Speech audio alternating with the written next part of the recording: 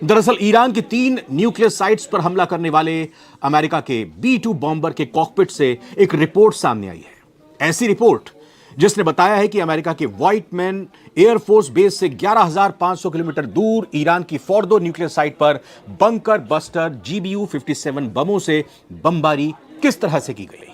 B-2 bomber के 14 pilots ने दुनिया के सबसे खतरनाक मिशन की तैयारी कैसे की, इस ऑपरेशन के पूरे 37 घंटे के दौरान क्या क्या हुआ और अमेरिका के ऑपरेशन मिडनाइट हैमर से ईरान के एटमी ठिकानों को वास्तव में कितना नुकसान पहुंचा है। तारीख 22 जून, तब अमेरिका के मिसौरी स्थित व्हाइटमैन एयरफोर्स बेस पर 2 B-2 बॉम्बर वापस लौटे। ये उन 7, जैसे हमने पहले 6 कहा था, इसमें एक सुधार कर देते हैं, 7 B-2 स्पिरिट बॉम्बर में से ये एक थे जिसने ईरान के फोर्दो और नतांज न्यूक्लियर सेंटर पर 13,600 किलो वजन वाले दुनिया के सबसे बड़े बंकर बस्टर बम GBU-57 दागे थे।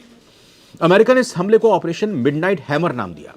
फोर्दो, नतांज और इस्फहान में तबाही मचाने के बाद अमेरिका के राष्ट्रपति डोनाल्ड ट्रंप सबके सामने आए और कहा कि ऑपरेशन अमेरिका के अलावा दुनिया की कोई ताकत नहीं कर सकती थी, क्योंकि ऑपरेशन सिर्फ और सिर्फ B-2 बॉम्बर से ही हो सकते थे।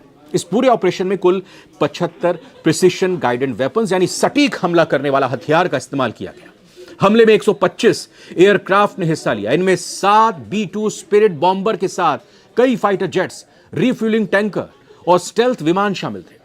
लेकिन ऑपरेशन मिडनाइट हैमर की रणनीति कैसे बनी? इस ऑपरेशन से ईरानी एटमी कार्यक्रम को कितना नुकसान हुआ? पहली बार B-2 बॉम्बर की कॉकपिट से इसे लेकर पक्की रिपोर्ट सामने आई है। पायलट्स ने 37 घंटे का यह ऑपरेशन जब किया तो बड़े तनाव में थे, टेंशन में थे। ऑपरेशन मिडनाइट हैमर के लिए B-2 स्पिरिट बॉम्बर ने 37 घंटे तक उड़ान भरी। यह B-2 बॉम्बर का दूसरा सबसे लंबा मिशन था। इससे पहले अफगानिस्तान में 44 घंटे का एक ऑपरेशन अंजाम दिया था, इसको कंप्लीट किया था। इस ऑपरेशन के पूरे 37 घंटे के दौरान B-2 स्पिरिट बॉम्बर में क्या हुआ, इसके एक पायलट की जुबानी पूरी कहानी सामने आई है। यह B-2 बॉम्बर की कॉकपिट से ईरान के एटमी ठिकानों पर मिडनाइट हैमर स्ट्राइक की एक्सक्लूसिव रिपोर्ट है। ऑपरेशन मिडनाइट हैमर के बाद पहली बार पता चला है कि B-2 बॉम्बर में मौजूद पायलट्स ने तनाव के वो 37 घंटे कैसे बिताए थे। B-2 स्पिरिट बॉम्बर में कौन कौन सी फैसिलिटीज थी और क्या क्या परेशानियां उनको झेलनी पड़ी। 37 घंटे पूरी दुनिया की नजरों से ओझल होकर, किसी को कुछ पता नहीं था। अमेरिका के साथ B-2 बॉम्बर्स ने ईरान के दिल में उतरकर उसकी राजधानी से कुछ ही किलोमीटर दूरी पर जाकर वो काम किया जो आज तक कभी नहीं हुआ था। ईरान के 3 सबसे बड़े और सबसे सुरक्षित परमाणु ठिकानों फोर्दो, नतांज और इस्फहान में ऐसे ऐसे बम बरसे जो पहाड़ों को चीर दें। लेकिन ये सिर्फ एक मिशन नहीं था, ये 37 घंटे की वो कहानी थी, परीक्षा थी जो पहली बार उन पायलट्स ने सुनाई है जिन्होंने दुनिया की सबसे घातक उड़ान भरी और ईरान को धमकाकर वापस लौटाया। 21 जून की आधी रात को क्या हुआ? अमेरिका के मिसौरी स्थित व्हाइटमैन एयरबेस से 7 B-2 स्टेल्थ बॉम्बर्स उड़ान भरते हैं।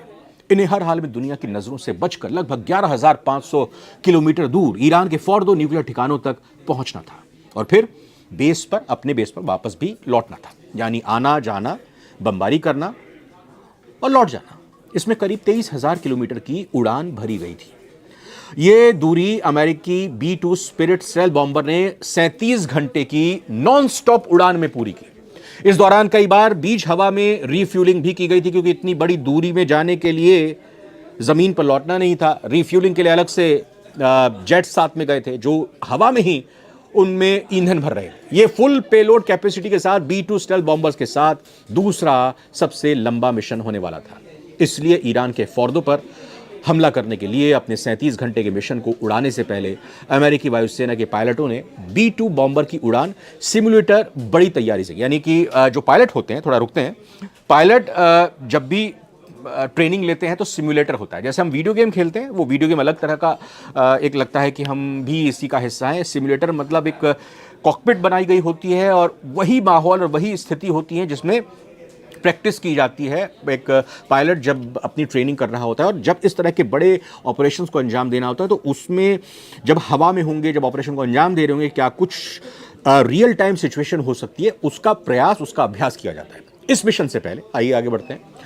पायलटों ने 24 घंटे तक सिमुलेटर में उड़ान भरी। उन्हें टारगेट फोर्दो जैसा ही बनाया गया था। स्लीप साइकिल बदला गया, क्योंकि अमेरिका में रुकेंगे, अमेरिका में जो है दिन बाद में होता है, ईरान में दिन पहले आता है, यानी कि अमेरिका और ईरान के घंटों में भी दूरी है। और अगर ईरान की रात के समय में इस ऑपरेशन को अमेरिका की तरफ से अंजाम दिया गया तो स्लीप साइकिल यानी कि रात वहाँ पर थी, तो इस लिहाज से अमेरिका के पायलट को भी इसी हिसाब से अभ्यस्त किया गया था। पायलट्स के शरीर को लंबी उड़ान के लिए तैयार किया गया और हर सेकंड की प्रैक्टिस की गई थी, क्योंकि हर सेकंड बहुत जरूरी था। जीवन भर नहीं भूल सकते ये रोमांच, ये बात पायलट्स की तरफ से कही गई। सिमुलेटर में बिल्कुल वैसी स्थितियां बनाई गई जैसी ईरान के फोर्दो और नतांज में होने वाली थी। वही रास्ते थे, खतरों का बिल्कुल वैसा ही एहसास और उतना ही थका देने वाला अभ्यास इन पायलट्स का किया गया। ये प्रैक्टिस बार बार की गई थी। फोर्दो पहुंचकर हर B-2 बॉम्बर ने 2-2 बम बरसाए। एक GBU-57 बंकर बस्टर बम में 13,600 किलो का वजन था, यानी हर B-2 बॉम्बर ने 27,200 किलो वजन के पेलोड रिलीज किए।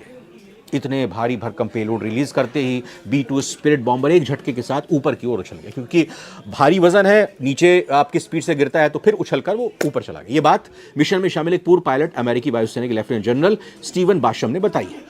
स्टीवन बैशम B-2 में 9 साल तक फ्लाइंग मिशन कर चुके हैं। उन्होंने बताया कि जब GBU-57 बम छोड़ा जाता है तो विमान का वजन अचानक कम हो जाता है और वो झटके से ऊपर उठता है।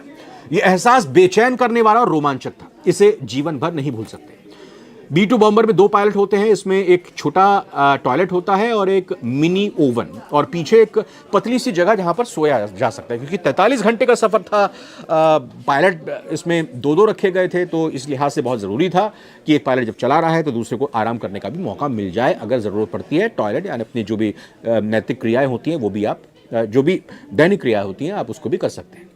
अमेरिकी वायुसेना के लेफ्टिनेंट जनरल स्टीवन बाशम ने यह भी बताया कि यह एहसास बिल्कुल ऐसा था जैसे अपने बाथरूम से निकले और सीधे युद्ध में कूद पड़े। हमले के बाद सैटेलाइट इमेज में दिखा कि फोर्दो के पहाड़ों से काला धुआं निकल रहा था। नतांज में अंडरग्राउंड फैसिलिटी जल चुकी थी और इस्फहान का यूरेनियम प्रोसेसिंग यूनिट पूरी तरह से खामोश हो गया था। अमेरिका के उपराष्ट्रपति JD वेंस ने कहा कि हमने दुनिया को दिखा दिया कि बिना लैंड किए, बिना देखे गए हम ईरान पहुंच सकते हैं और जो चाहे वो उड़ा सकते हैं, अपना मिशन अकम्प्लिश कर सकते हैं। क्या युद्ध से इजराइल को अपने लक्ष्य हासिल हुए हैं? ये भी सवाल बना हुआ है, क्योंकि ये ऑपरेशन मिडनाइट हैमर का पूरा सच था। इस हमले ने दिखा दिया कि अमेरिका अब सिर्फ चेतावनी नहीं देता, सीधे कार्रवाई करता है। B-2 बॉम्बर के पायलट्स ने बता दिया कि दुनिया में कहीं भी मिशन करना अमेरिका के लिए असंभव नहीं है। लेकिन इन बड़े बड़े दावों के बीच एक सवाल बाकी रह गया है, क्या बाकी ऑपरेशन मिडनाइट हैमर 100% सफल रहा? क्या 12 दिन से युद्ध में इजराइल को अपने लक्ष्य हासिल हो पाए? क्या इजरायली शहरों के विनाश के कीमत पर ट्रंप और नेतन्याहू ईरान के परमाणु ठिकानों को तबाह कर पाए? ये सवाल इसलिए हैं क्योंकि इन्वेस्टिगेशन में जो पता लगा है कि ईरान के पास अभी भी एनरिच यूरेनियम सुरक्षित है, क्योंकि जो ठिकाने बर्बाद हुए हैं वहां एनरिच यूरेनियम नहीं थे।